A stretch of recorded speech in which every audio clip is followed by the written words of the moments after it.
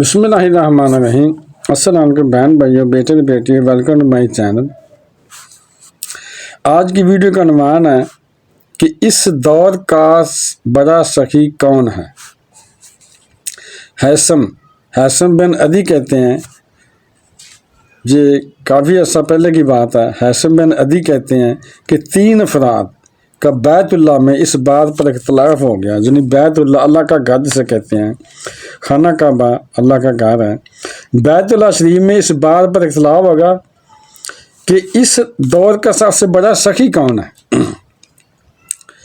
ایک نے کہا عبداللہ بن جعفر رضی اللہ عنہ ہے، دوسرا بولا نہیں قیس بن سعد بن عبادہ رضی اللہ عنہ ہے، تیسرا بولا نہیں عرابہ اوسی رضی اللہ عنہ ہے۔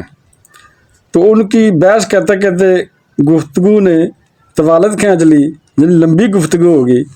ہر ایک اپنے اپنے حق میں دلائل دے رہا تھا، یعنی بحث کر رہے تھے۔ ہر ایک کہہ رہا تھا نہیں وہ میرے والا بندہ جس کا میں نے نام لی وہ بڑا سخی ہے، دوسرا کہتا تھا نہیں وہ بڑا سخی ہے۔ اسی طرح وہ ان کی واضح ملاد ہونا شروع ہوگی، وہ جھگڑنا شروع ہو گیا۔ کچھ لوگ بھی اور بھی اکٹھے ہو گئے، ان کو سن کر لوگ اور بھی آ گئے ان کی بحث سن کر۔ پھر ان میں سے ایک شخص بولا بھائیو کیوں لڑائی کرتے ہو؟ ایسا کرو کہ ہر شخص اپنے اپنے پسندیدہ شخص کے پاس جائے، یعنی جو شخص نے بتایا کہ یہ سخی ہے وہ اس کے پاس جائے اور اس سے کچھ مانگے، جو کچھ ملے وہ آ کر جہاں دے دے، جہاں لے آئے۔ تینوں اب جو اپنے اپنے بندوں کے پاس سخیوں کے پاس ان سے چیزیں مانگو اور جو وہ آپ کو عنایت کریں وہ ادھر لے آئیں۔ پھر اس بات کا پتہ چل جائے گا، اندازہ ہو جائے گا بڑا سخی کون ہے۔ اس بات پر فیصلہ ہو گیا۔ انہوں نے ایسا کیا کہ عبداللہ بن جعفر رضی اللہ عنہ کا عقیدت مند، جو حضرت عبداللہ بن جعفر نے کہا تھا کہ وہ بڑا سخی ہے، حضرت عبداللہ بن جعفر رضی اللہ عنہ کا عقیدت مند ان کے گھر گیا، یعنی حضرت عبداللہ بن جعفر کو کہا تھا نا ایک آدمی نے کہ وہ بڑا سخی ہے، ان کے گھر وہ بندہ گیا عقیدت مند، اور ان سے کہا جا کہ اللہ کے رسول صلی اللہ علیہ وسلم کے بھتیجے، یعنی اللہ رسول کے صلی اللہ علیہ وسلم کے بھتیجے تھے، ان سے جا کر کہا کہ اللہ رسول اللہ صلی اللہ علیہ وسلم کے بھتیجے میں مسافر ہوں اور زیادہ ختم ہو گیا، یعنی میرے پاس کھانے پینے کا سامان ختم ہو گیا، تو مدد کا طلبگار مجھے میری مدد فرماؤ۔ تو جو عبداللہ بن جعفر رضی اللہ عنہ تھے اس وقت گھوڑے پر سوار ہو کر کہیں جانے کے لیے تیار ہی تھے۔ جب یہ سنا انہوں نے اسی وقت گھوڑے سے نیچے اتر گئے اور انہوں نے فرمایا کہ آپ گھوڑے پر سوار ہو، رکاب پر پاؤں رکھو اور اس پر سوار ہو جاؤ۔ اس بندے کو جس نے چیز مانگی تھی جا کے اس کو سوار کر دیا اور انہوں نے کہا کہ اب یہ تمہارا ہے، اب یہ گھوڑا تمہارا ہے۔ اس کے ساتھ ایک تھیلا بھی تھا اور یہ جو اس کی تھیلی میں ہے وہ بھی تمہارا ہے، سبحان اللہ۔ اور ہاں اس میں ایک تلوار بھی ہے، اس کو معمولی نہ سمجھنا، اس تلوار کو، یہ سیدنا علی رضی اللہ عنہ کی تلوار ہے، سبحان اللہ، یہ بھی تیری ہے۔ جب وہ خوست گھوڑا لے کر اپنے دوستے کے پاس آیا اور تھیلا کھولا، اس میں 4000 دینار اور ریشمی چادریں تھیں اور ان سب پر مستزاد حضرت علی رضی اللہ عنہ کی تلوار تھی، تلوار بھی تھی حضرت علی کی۔ قیس بن سعد رضی اللہ عنہ کا عقیدت مند جب ان کے گھر گیا، پھر دوسرا بندہ تھا جو قیس بن سعد رضی اللہ عنہ کا عقیدت مند جب ان کے گھر گیا تو وہ سوئے ہوئے تھے، تو لونڈی نے پوچھا، یہ نکرانی تھی جو، انہوں نے پوچھا کہ تمہاری کیا ضرورت ہے؟ اس نے کہا کہ مسافر ہوں اور زیادہ ختم ہو گیا۔ لونڈی نے کہا تمہاری اس معمولی حاجت کے لیے آقا کو اٹھانا اچھی بات نہیں، یعنی تمہاری یہ چھوٹی سی حاجت ہے اس کو میں پوری کر دیتی ہوں، تو آقا کو اٹھانا مناسب نہیں، سو رہے ہیں۔ تو اس لونڈی نے پھر کہا یہ تھیلی پکڑو، یہ لو تھیلی، اس میں 400 دینار ہیں، 700 اس میں 700 دینار ہیں اور یہ لے لو۔ اور اس وقت قیس کے گھر میں یہی کچھ موجود ہے، یعنی اتنے پیسے موجود ہیں، یہ لے لو۔ تو گھر کے ساتھ ہی ویلی میں اونٹ بدے ہوئے ہیں، وہ اپنی مرضی کا اونٹ بھی پسند کر کے لے لو اور ایک غلام بھی اپنی خدمت کے لیے لے کر سفر پر روانہ آ جاؤ، سبحان اللہ۔ دیکھو نا لونڈی نے آقا سے پوچھا ہی نہیں، اتنا سخی ہو گیا نا بھی لونڈیاں نکرانی مجھے کسی کو دعا کرتے ہیں، آقا پوچھتے نہیں ہیں، ایسے ہی بندے تھے۔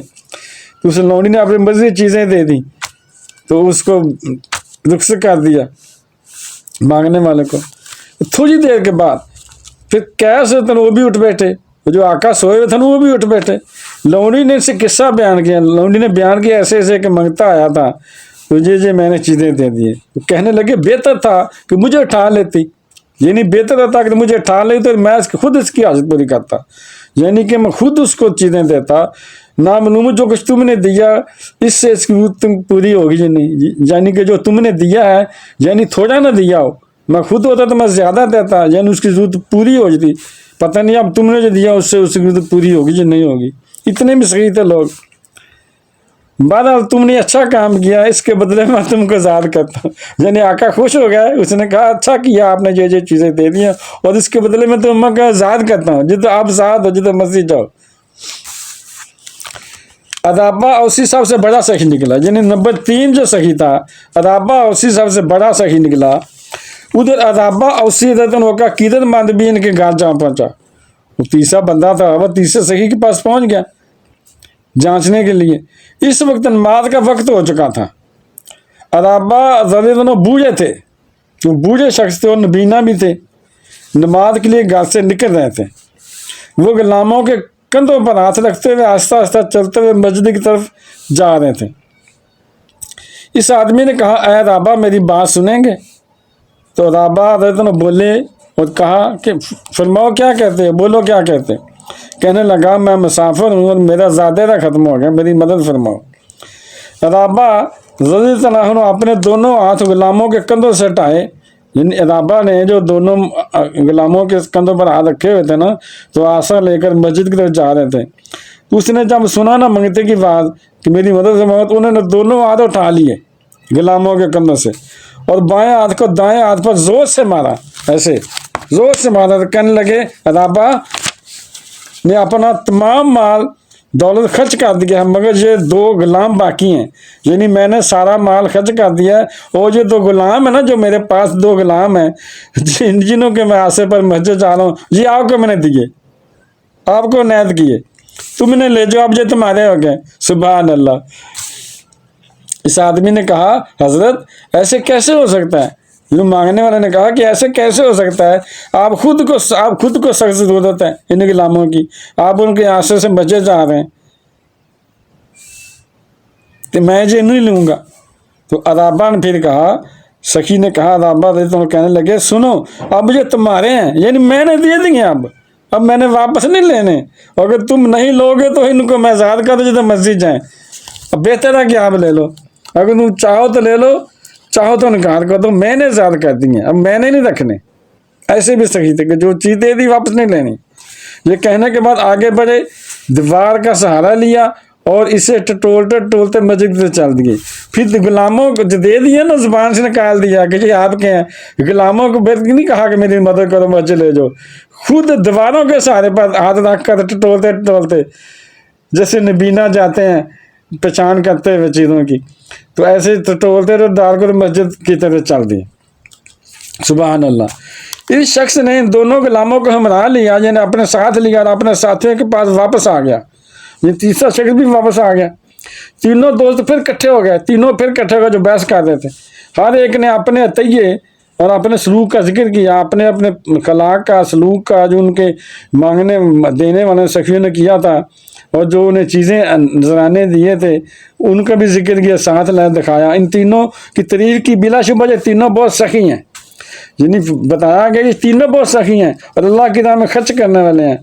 अब बताया ये फैसला के सबसे बड़ा सखी कौन है?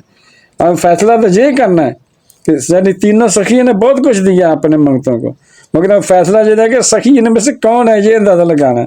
तो फैसला ये हुआ, तो फैसला अदाबा उसी जदनों के हक में हुआ, क्योंकि उन्होंने तंग दस्ती के बावजूद जो पाया खर्च कर दिया।